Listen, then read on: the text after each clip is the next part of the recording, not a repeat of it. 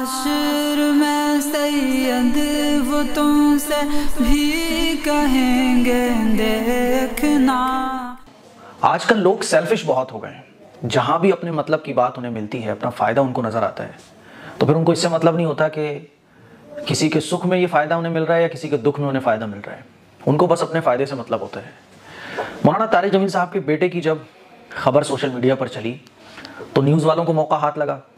जब उन्होंने ये बयान दिया तो फिर सोशल मीडिया पे एक बवाल खड़ा हुआ। जो मौलाना तारिक जमील साहब के हेटर्स थे उनको मौका मिला। उन्होंने कहा देखो मौलाना का बेटा होते हुए सुसाइड कर लिया, लो साहब दूसरों को तबलीग और ख़ुद के घर में ऐसा हो रहा है। खूब खींचातानी करी।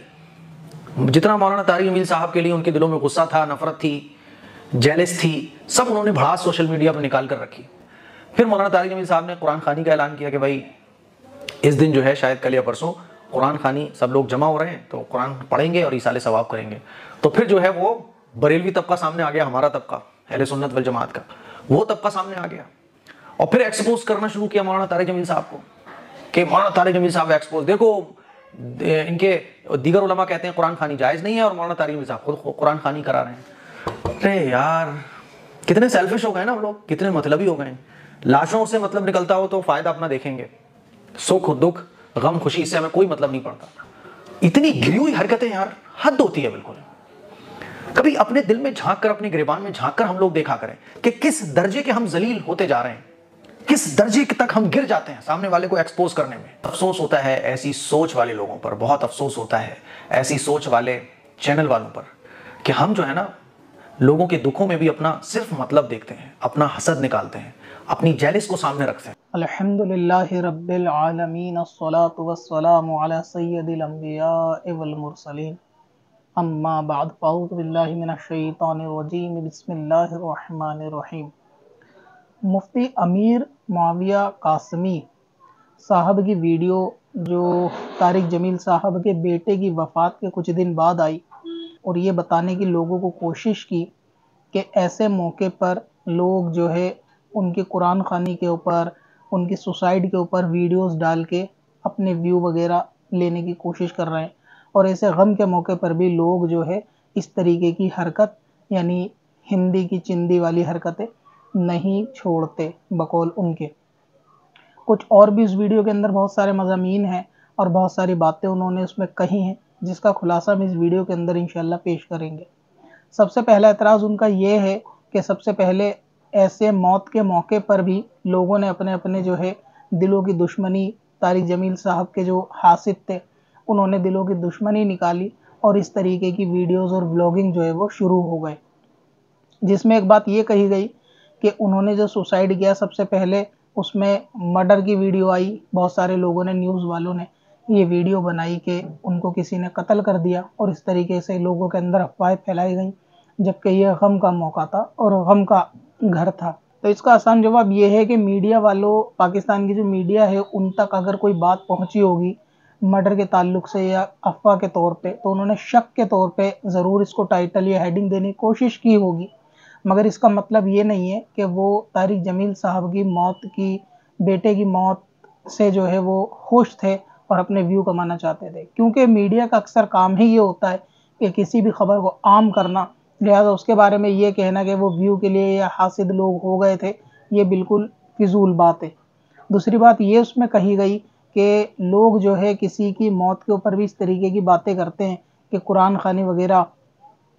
करा दिया तो उसके अंदर लोगों ने इसका हवा बना दिया और बहुत सारे एतराज़ात उसके अंदर किए गए। दूसरी बात उसके अंदर ये भी कही गई कि बहुत सारे लोग इस तरीके की बातें भी करने लगे कि वो अपने बेटे को खुद नहीं डिप्रेशन से बचा पाए, दुनिया को तबलीग करते हैं और ख़ुद का बेटा जो है वो डिप्रेशन में मर गया। हालांकि किसी भी सुन्नी चैनल की तरफ से, जो ज़िम्मेदार चैनल है, या किसी ज़िम्मेदार यूट्यूबर की तरफ से या अहले सुन्नत के किसी उलमा की तरफ से इस तरीके का कोई बयान नहीं आया जिन्होंने इस मौत पर इस तरह तबसरा किया हो कि तारिक जमील अपने बेटे को नहीं बचा पाए, उनके बेटे की डिप्रेशन में मौत हुई। ये बात किसी ने भी नहीं कही, लेकिन आवाम के जहनों के अंदर और एक सिंपैथी गेन करने के लिए, लेने के लिए सिंपैथी, और लोगों के अंदर जो है ना इमोशनल बयान करने के लिए इस तरीके की चीज़ें कासमी साहब ने अपने चैनल के ऊपर वीडियो बना के डाली। एक भी वीडियो ऐसी मुझे नहीं मिली, वरना लोग इस तरीके की वीडियो सेंड करके ज़रूर पूछते हैं कि इस तरीके से कहना जायज़ है या नाजायज़ है। लिहाजा ये कहना कि तारिक जमील साहब को लोग ये कह रहे हैं कि अपने बेटे को नहीं बचा पाए, दीन की तबलीग करते हैं, तो हो सकता है कि ये लोग कमेंट के अंदर इस किस्म की बातें कर रहे हों, लेकिन हर वीडियो के ऊपर कमेंट तो हज़ारों लाखों यूट्यूब के ऊपर चैनलों पर चल रही होती है। हर कमेंट की कोई जिम्मेदारी तो नहीं होती किसी तंजीम की या किसी पर्सनैलिटी की या किसी मसलक की जिम्मेदारी नहीं कि लोग उसकी कमेंट में या उनकी किसी और की कमेंट में क्या बातें कर रहे हैं, और किसी की कमेंट के ऊपर वीडियो बनाई भी नहीं जा सकती।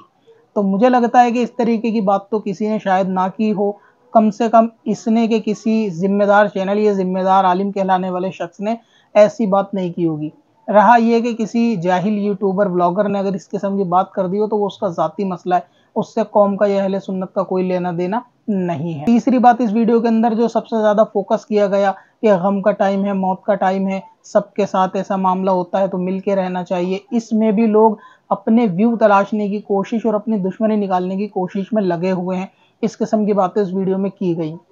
सबसे पहले तो मैं ये चीज़ वाज़े कर दूं कि दुनिया के अंदर बहुत सारे लोग डेली बेसिस पे जो है वो खुदकुशी कर रहे होते हैं, और उसमें मुसलमान भी होते हैं। हर यूट्यूबर जो यूट्यूब के ऊपर वीडियो बना रहा है उसके भी आस पास मोहल्ले इलाके में सभी लोग कुछ ना कुछ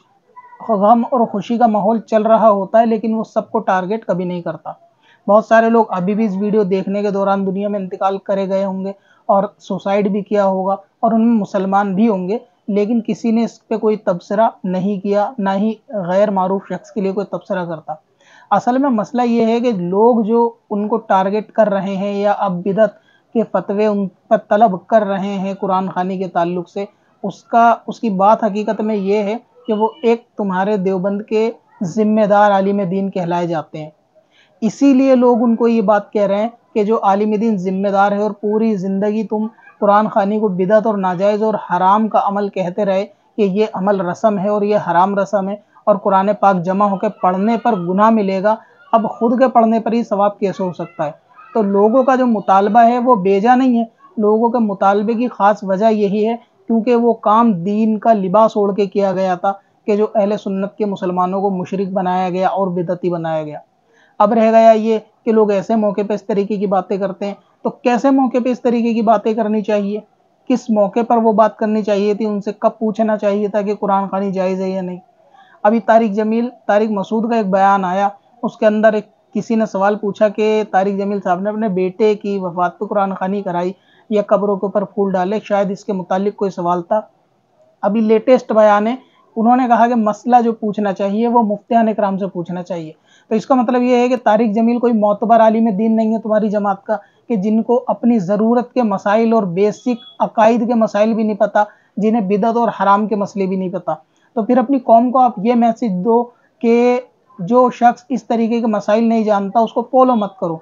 जब आप देखते हो कि उस बंदे की पब्लिसिटी इतनी ज़्यादा है, लोग उसको फॉलो करते हैं, और अगर वो शख्स कोई बिदत के अमल को ईजाद कर देगा तो आप पब्लिक को क्यों नहीं कहते कि उनको फॉलो करना बंद कर दें। वो बंदा मसले मसाइल से वाकिफ़ नहीं है, नाजायज़ को भी जायज़ कर देता है। और ये उनका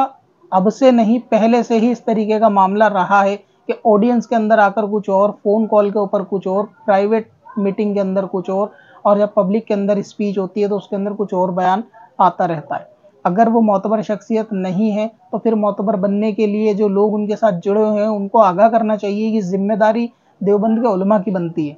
लेकिन जब वो आगाह नहीं करते इसलिए कि वो चलो अपने मसलक के तादाद तो बढ़ाते ही हैं, कहीं ना कहीं लोगों को सुन्नियत से कन्वर्ट करके लाते हैं और देवबंदी बनाते हैं, इसलिए तुम लोग खुश होते हो। और जब वो बिदत के अमल को करते हैं और लोग उन पर एतराज़ करते हैं तो तुम उस पर लीपा पोती करने की कोशिश करते हो कि ये अमल जो है वो उन्होंने किया, तो ऐसे मौके पे नहीं बोलना चाहिए। सवाल ये है कि जब 12 रबीउल अव्वल आता है तो उस दौरान आपकी कितनी वीडियोज़ आती हैं कि मिलाद करना जायज़ नहीं है, मिलाद में इतनी खुराफात होती हैं, तो फिर क्यों इस तरीके से बरसाती कीड़ों की तरह निकल के मिलाद के ऊपर, उर्स के ऊपर, ख्वाजा गरीब नवाज़ का उर्स आता है रजब के महीने में, उस वक्त 11वीं शरीफ की नियाज़ होती है, तो उस वक्त इस तरीके के मसले दिए जाते हैं कि ये चीज़ें बिदत हैं, ये चीज़ें नाजायज़ और इसमें खुराफात होती है और इसमें हराम काम होते हैं, लिहाजा नहीं करनी चाहिए। अब बहुत सारे लोग ये कह रहे थे, बल्कि ये वीडियो के अंदर भी कहा गया कि उनको ऐसे मौके पर कुछ होश नहीं था, किसी ने फूल ला के डाल दिए होंगे, वो बहुत नरम तबीयत के हैं तो उन्होंने ध्यान नहीं दिया। सवाल ये है, मुफ्ती तारिक मसूद के अकॉर्डिंग ये रस्म जो है वो बिदत भी है, नाजायज़ भी और हराम भी है। अब कब्र खुदने के टाइम पर ही वो फूल वहाँ पर लाके रखे हुए थे। कोई आदमी इतना भी होश खो के नहीं बैठेगा बेटे की मौत पर भी कि उसके सामने कोई हराम और बिदत वाला अमल होने को हो, उसकी तैयारी हो और वो उसे ना रोक सके। फिर तो कल को कोई भी नात बजा देगा डीजे पे उनकी कब्र पे जाके और तारिक जमील साहब बैठे रहेंगे और आप कह देना जी वो खोए हुए थे होश में, उन्होंने सुना ही नहीं किसी ने डीजे पे नात बजाई, लिहाजा उनके लिए गुंजाइश होती है। तो ये अपने लिए जो तुम गुंजाइश निकालते हो, ये हराम अमल करने वाला जो है वो फांसी का मौलिन होता है, जो अलल ऐलान हराम में शामिल है और शामिल के साथ उसको करने की इजाज़त भी देता है, जिसको नहीं रोकता। आदमी के घर में कैसा भी वफात का टाइम हो, कुछ भी हो, लेकिन अगर उसके पता है कि उसके साथ कोई नाजायज़ काम हो रहा है तो बंदा फिर भी उसको रोकेगा। अगर ये कुरान खानी, कब्रों पे फूल डालना ये नाजायज़ और बिदअत अमल है, पहली बात तो अनाउंस भी खुद ने किया, तो बंदा बेहोशी के आलम में कैसे अनाउंस कर देगा कि कुरान खानी आके जमा हो जाओ, कुरान पढ़ो। ये तो एक नाजायज़ रस्म हुई, बिदअत रस्म हुई। तो एक बंदा जो बिदअत की तायीद करवा रहा है लोगों से, अब वो बिदअती हुआ, जो लोगों ने उसको बिदअती कहा तो आप लोग उसके ऊपर जो है वो लीपा पोती करने लगे कि हालात ऐसे हैं, मौत के वक्त नहीं टोकना चाहिए। तो 12 रबीउल अव्वल पे जब मुसलमान मिलाद मनाता है या खुशी मनाता है या घर सजाता है, झंडे लगाता है, तो फिर क्यों गटर के कीड़ों की तरह निकल के पूरे मुआशरे को गंदा करते हो? इसी शिर्क की, बिदत की, फतवों की वजह से मुसलमान को पारा पारा कर दिया, चकनाचूर कर दिया। अगर किसी को ये बात याद आई हो तो कमेंट सेक्शन में ज़रूर बताना। तो इसीलिए जब मुसलमानों के अंदर मुशरिक का, बिदत का, शिर्क का फतवा लगाया जाता है, उस वक्त भी तो तुम ये लोग बातें कर सकते हो कि किसी के घर में कोई इंतकाल कर गया, वो बंदा कुरान खानी करा रहा है और दूसरा बंदा कहता है कि हराम है। ये उसको किसने दिमाग में डाला कि कुरान खानी कराना हराम है? तुम्हारे ही तो जहालत के फतवे थे कि कुरान खानी करना हराम है। ये तफरका किसने पैदा किया? कौम को फिर किसने गुमराह किया कि ये हराम है? एक बंदा जिसने आके बयान सुना और इस तरीके की बातें की, ये बयान से भी तो लोग जो है ना अपने व्यू कमाते हैं। लोगों ने आपको आईना दिखा दिया। 95% कमेंट्स के अंदर लोग ये कह रहे हैं कि आप अपने लिए बहुत गुंजाइश निकाल ले, सीधा बताओ कुरान खानी जायज़ है या नाजायज़ है, उसमें इस तरीके की बातें घुमा फिरा के मत करो। यानी लोग, आप कमेंट सेक्शन देखेंगे तो खुद लोगों ने आपको आईना दिखा रखा है उसके अंदर कि आप किस तरीके से खुराफात से काम लेते हो। कुरान खानी करना या कब्रों पे फूल डालना ये इतना बड़ा जुर्म है कि जिसको तुमने हवा बना रखा है, और मिलाद के वक्त में तुमको नाचने वाली, गाने वाली, डीजे पे डांस करने वाली वीडियो मिलती है, जिससे लोगों के अंदर तुम जहर फैला देते हो कि देखो मिलाद के अंदर नाच गाना होता है। मिलाद में हज़ारों लाखों महफिलें दुनिया में ऐसी होती हैं जो बहुत अच्छे और मुस्बत अंदाज से हो रही होती हैं, नात खानी हो रही होती है और उसमें कोई भी गैर शरई काम नहीं होता, लेकिन उस वक्त तुम अंधे हो जाते हो कि तुम्हें ऐसी एक भी महफिल लोगों को मिसाल के तौर पे दिखाने के लिए नहीं मिलती। तुम्हें मिलती है तो सिर्फ डीजे वाली, नाचने वाली आवारा लड़कों की वीडियो नेट से मिलती है, और तुम वो दिखा के लोगों के अंदर जो है, तो ऐसे में भी तो लोगों के अंदर तफरका पैदा करते हो कि लोग एक तरफ मिलाद मना रहे हैं, घर सजा रहे हैं, नबी की आमद की खुशी मना रहे हैं, और ऐसे में तुम ये जहरीली बातें लेके आते हो। तो ये तो तुमको भी सोचना चाहिए। आज जब खुद पे आई तो वो चीज़ तुम्हें एहसास उस चीज़ का हो रहा है कि मौत का घर था, और लोगों का मुतालबा गलत नहीं, लोगों का मुतालबा इसलिए है क्योंकि तुम दीन के ठेकेदार बने हुए थे, ठेकेदार के घर में ये सब काम हुआ था, इसलिए लोग कह रहे हैं। वरना तो हज़ारों लोग दुनिया के अंदर खुदकुशी करते हैं, किसी को कोई मतलब नहीं कि कोई कहे, क्योंकि वो दीन के नाम के ऊपर बिदअत और शिर्क के फतवे नहीं लगाते। और दूसरी बात, अगर तुम्हारा बंदा वो इतना जाहिल है कि उसको मालूम ही नहीं कि बिदअत शिर्क क्या है और वो ये सब मामला कर रहा है, तो ऐलान करो कि भाई वो बंदा जाहिल है, उसको फॉलो मत करो। आधी से ज़्यादा आपकी देवबंदी आवाम एक जाहिल को फॉलो कर रही है कि जिसको बिदअत की तारीफ नहीं पता, और वो बिदअत अमल करके खुद बिदअती बन रहा है। और हदीस पाक के अंदर है कि बिदअती जहन्नम का कुत्ता है। तो वो बंदा अलल ऐलान गुनाह कबीरा कर रहा है और कौम उसको फॉलो कर रही है। फिर आप कह रहे हो जी मसले मुफ्तियान इकराम से पूछा करो, वो तारिक जमील साहब तो मुफ्ती नहीं है, उनसे मसले ना पूछो। तो जो बंदा अमल कर रहा है उस अमल से तो उसका अमाल जाहिर हो रहे हैं ना कि वो बंदा अमल जायज़ कर रहा है या नाजायज़ कर रहा है। और रह गई बात यह है कि उर्स पे, मिलाद पे जब तुम्हें चीज़ें नज़र आती हैं, सर सैयद अहमद डे मनाया जाता है, उसकी मुबारकबाद लोगों को दी जाती है, तो वो सेलिब्रेशन के लिए आपके पास कोई दलील नहीं होती, लेकिन फिर भी आप उसको मनाते हो कि ऐसा शख्स के जिसके अकीदे कुफरिया हो उसका तो जश्न मनाया जाता है, लेकिन मिलाद के टाइम पे शिर्क और कुफ्र और बिदअत के फतवे लगाए जाते हैं। तो लोगों का मुतालबा बिल्कुल दुरुस्त है कि अगर वो बंदा बिदअत का काम कर रहा है, जिसको पूरी ज़िंदगी तुम यही अपना चूरन बेचते रहे, लोगों को बिदअत और शिर्क के नाम पे अपने मसलक की दुकान चलाते रहे, आज वही जब तुम्हारे मौलाना ने कहा तो लोग उस पर एतराज़ भी ना करें और लोग उससे सवाल भी ना करें, लोग खामोश हो जाएं, चुप हो जाएं, लेकिन जब मिलाद आएगी तो तुम फिर से निकलना गटर से और गंदगी फैलाना समाज में, और फिर लोग तुम्हारी वो गंदगी भी सुने। लेकिन वही काम तुम्हारे घर से होता है तो फिर लोगों को खामोश किया जाता है कि लोग इस तरीके की जहर घोलने वाली बातें करते हैं। हालांकि ये बेकार की बात नहीं है, जो जिम्मेदार था उससे सवाल किया गया है। ऐसा तो तुमने भी लोगों को कई वीडियो के अंदर गुमराह किया है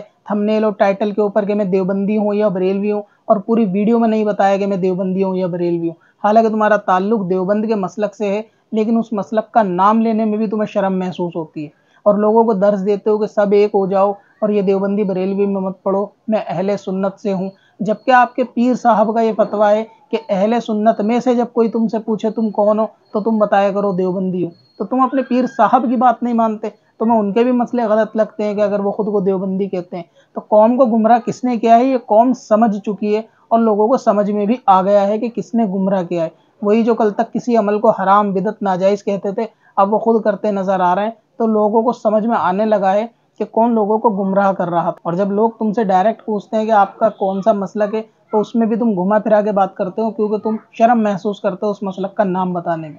तो जिसका नाम बताने में तुम्हें शर्म आती है, तुम लोगों को उस मसलक में लाते हो। और रह गया तारिक जमील का मामला, तो लोग उसकी मुनाफिकत से अच्छी तरह वाकिफ़ है। ये जो बात है कि वो उम्मत को एक करने की बात करते हैं, वो सिर्फ पब्लिक और आवाम के अंदर करते हैं। जब बिलाल मर्डर केस हुआ था, जो रिकॉर्डिंग लीक हुई थी, उसके अंदर लोगों ने देख लिया था कि वो बंदा रिकॉर्डिंग के ऊपर कॉल के अंदर क्या कह रहा था कि मैं सबको देवबंदी करने में लगा हुआ हूँ, मैंने कितने बरेलवी घर को तोड़कर देवबंदी बना लिया।